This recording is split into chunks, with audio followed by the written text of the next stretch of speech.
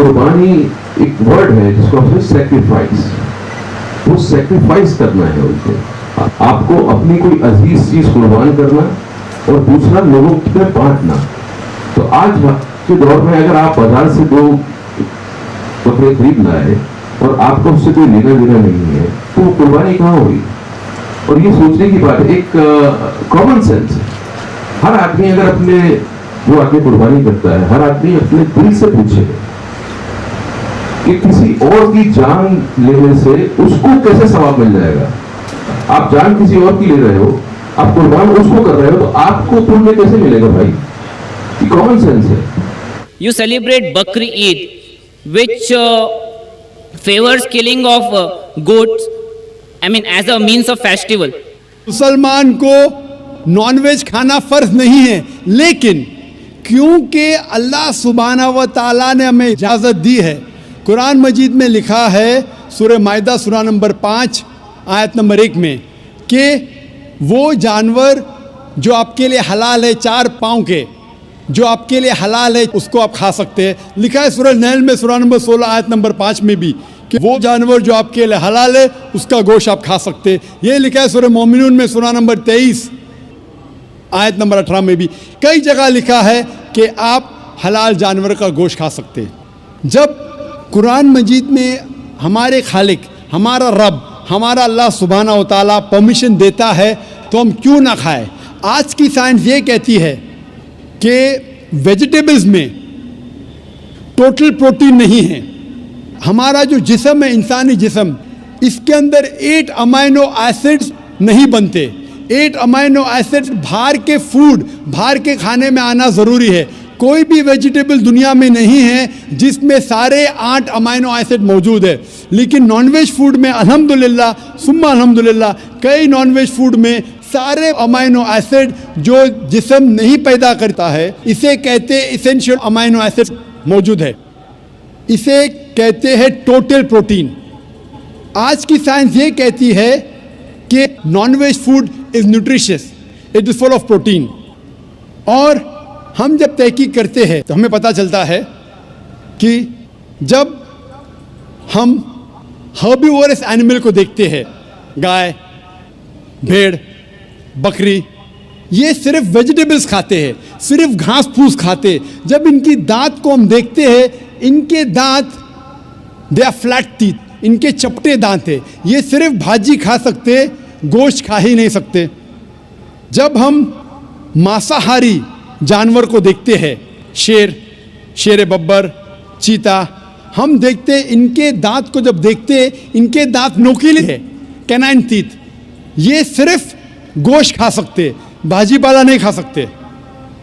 लेकिन जब हम इंसान के दांत, आप अगर जाएंगे मिरर में देखेंगे, आईने में अपने दांत, मैं देखूंगा अपने दांत, तो पता लगता है कि खुदा ने हमें चपटे दांत दिए, फ्लैट टीथ, उसके साथ साथ नोकीले दांत दिए, herbivorous teeth and carnivorous teeth. अगर खुदा, अगर ईश्वर चाहता था कि सिर्फ मैं भाजी पाला खाऊं, तो ये नोकीले दांत क्यों दिए? गोश्त खाने के लिए। आज की साइंस कहती है डाइजेस्टिव सिस्टम जो है, जो शाकाहारी जानवर के डाइजेस्टिव सिस्टम है, वो सिर्फ वेजिटेबल्स डाइजेस्ट कर सकते हैं, भाजी पाला, गोश्त को डाइजेस्ट नहीं कर सकते। लेकिन जो कार्निवोरस एनिमल्स है, कार्निवोरस जानवर है, लायन, टाइगर, लेपर्ड, वो सिर्फ गोश्त को डाइजेस्ट कर सकते, भाजी पाला डाइजेस्ट नहीं कर सकते। इंसान का डाइजेस्टिव सिस्टम है, इसमें स्मॉल इंटेस्टाइन है, इसमें लार्ज इंटेस्टाइन है। ये भाजी पाला भी डाइजेस्ट कर सकती है, गोश्त भी डाइजेस्ट कर सकती है। अगर खुदा चाहते थे कि सिर्फ हम भाजी पाला खाए, तो नॉनवेज फ्लैश डाइजेस्ट करने का डाइजेस्टिव सिस्टम क्यों दिया? क्योंकि हम फ्लैश खा सके, गोश्त खा सके। बहुत से गैर मुसलमानों को ये गलत फहमी है कि उनके मज़हब में गोश्त खाना हराम है, और कई हिंदू समझते हैं कि उनके मज़हब में लिखा है कि गोश्त खाना हराम है। और आपने कहा कि हमारे धर्म में गोश्त खाना हराम है। भाई साहब, आपको आपके धर्म का इल्म कम है, इसीलिए मैं कहता हूँ कि हिंदुइज्म जानने के लिए हिंदू की तरफ मत देखिए, हिंदू ग्रंथ का मुताला कीजिए। जब आप हिंदू ग्रंथ का मुताला करते हैं, लिखा है मनुस्मृति में चैप्टर नंबर 5 श्लोक नंबर 30 में, उसमें लिखा है कि ईश्वर ने कुछ जानवर बनाए खाने के लिए और कुछ जानवर को खा जाने के लिए। God has created some animals to eat and some to be eaten. अगर आप उस जानवर को खाते हैं जिन जानवर को खुदा ने बनाया है खा जाने के लिए, तो आप गुनाह नहीं कर रहे। If you are eating the animals who God has created to be eaten, you are not doing a sin. आगे जब पढ़ते लिखा है मनुस्मृति में चैप्टर नंबर 5 में, अध्याय नंबर 5 में, मंत्र नंबर 40 में, कि खुदा ने कुछ जानवर बनाए हैं कुर्बानी के लिए। अगर आप कुर्बानी में जानवर का कत्ल करते हैं तो आप गुनाह नहीं करते। आगे लिखा है मनुस्मृति में चैप्टर नंबर 5 मंत्र नंबर 41 में कि जानवर का कत्ल करना, जो जानवर खाने के लिए बनाए गए हैं वो गुनाह नहीं है। इसी तरीके से कई जगह वेद में लिखा है कि ऋषि गोश्त खाते थे, जानवर को खाते थे। वक्त नहीं है डिटेल में बात करने का, लेकिन अगर आप महाभारत पढ़ेंगे अनुशासन पर्व चैप्टर नंबर 88, इसके अंदर युधिष्ठिर जो पांडव का एक भाई था वो पूछता है भीष्म से कि हम यज्ञ में पूजा में क्या खाना दे भगवान को, ईश्वर को, ताकि हमारे पुरखों को संतुष्ट मिले। तो भीष्म कहता है युधिष्ठिर से कि आप यज्ञ में अगर भाजी पाला देंगे तो हमारे बाप दादा 1 महीने के लिए खुश रहेंगे। अगर आप मच्छी देंगे 2 महीने के लिए, अगर आप खरगोश देंगे 3 महीने के लिए, अगर गोश्त देंगे तो 4 महीने के लिए, अगर आप बेकन देंगे तो 5 महीने के लिए, अगर परिंदे का गोश्त देंगे तो 6 महीने के लिए, अगर हिरन का गोश्त देंगे तो 7 महीने के लिए। पूरा मेन्यू है, माशाअल्लाह बड़ा मेन्यू है। उसके आगे लिखा है अगर आप गाय देंगे तो पूरे 1 साल के लिए हमारे बाप दादा संतुष्ट रहेंगे। और अगर गेंडा राइनोसरस देंगे तो 20 साल के लिए हमारे बाप दादा खुश रहेंगे। पूरा मेन्यू है। क्या चाहते हैं बोलो? मच्छी, खरगोश, क्या चाहते हैं बोलो? ये आपके ग्रंथ में लिखा है, मेरे ग्रंथ में नहीं। हमारे ग्रंथ में सब चीज खाने की इजाजत नहीं, सिर्फ वो चीज जो हमारे लिए हलाल है। इसी तरीके से बाइबल में भी लिखा है आप गोश्त खा सकते। अक्सर धर्म की किताबों में लिखा है कि आप गोश्त खा सकते हैं। आप मेरा अगर एक डिबेट देखेंगे जिसका मौजू था is eating non vegetarian food permitted और prohibited for a human being, क्या इंसान के लिए गोश्त खाना हलाल है या हराम है? और मैंने डिबेट किया था एक जैन के साथ जिसका नाम था रश्मिबाई झवेरी। वो इंडियन वेजिटेरियन कांग्रेस का सदर था, प्रेसिडेंट था। वो दुनिया भर घूमता है बताने के लिए कि नॉनवेज हराम है, और उसने मुझे चैलेंज किया। मैंने कहा भाई आपस में बैठ के बात करेंगे। नहीं, पब्लिक में चैलेंज किया, डिबेट करेंगे। मैंने कहा अच्छा आ बेल मुझे मार। तो मैंने कहा ठीक है भाई, पब्लिक में। बोला मैं लोग को लेके आऊँगा। मैं बोला लेके आओ। तो पाटकर हॉल के अंदर 1998 में तकरीबन 10 साल पहले डिबेट किया।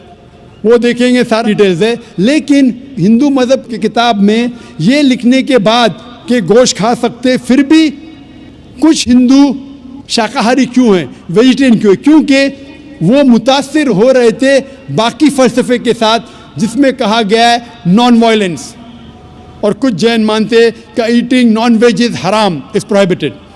और हम जब पूछते क्यों जानवर का गोश्त खाना हराम है, तो वो कहते हैं कि घास और भाजी पाला के अंदर ज़िंदगी नहीं है, जानवरों में ज़िंदगी है। जब आप कोई ज़िंदगी लेते हैं, किसी का कत्ल करते, हराम है। आज साइंस तरक्की करने के बाद पता चलता है कि वेजिटेबल्स में भी जान है, भाजी पाला में भी जान है। तो वो ज़रा अपनी फिलॉसफी को तब्दील करते। ठीक है हम जानते हैं कि वेजिटेबल्स में जान है, लेकिन वेजिटेबल्स डोंट फील पेन, वो दर्द को महसूस नहीं करते। जानवर दर्द को महसूस करते, इसीलिए वेजिटेबल्स खाना गुनाह नहीं है, जानवर को खाना गुनाह है। अभी साइंस तरक्की करने के बाद हमें पता लगता है कि वेजिटेबल्स को भी दर्द होता है, लेकिन ये दर्द इंसान को सुनाई नहीं देता। वेजिटेबल्स भी अफसोस करते हैं, वेजिटेबल्स भी रोते हैं, लेकिन हमें सुनाई नहीं देता। तो अभी उनका फलसफा बदल गया। वो कहते हैं अच्छा ठीक है, हम मानते हैं कि वेजिटेबल्स में जान है, वेजिटेबल्स को दर्द महसूस होता है, लेकिन वेजिटेबल के पास तकरीबन 3 सेंसेस है, जानवर के पास 5 सेंसेस है। इसीलिए जानवरों की जान लेना बड़ा गुनाह है बनिस्बत वेजिटेबल्स की। मैं कहता हूँ सिर्फ डिबेट के तौर पे, argument, for sake of argument, मैं आपकी बात मानता हूँ। क्या वेजिटेबल्स के 3 सेंसेस है और जानवर के 5 सेंसेस है?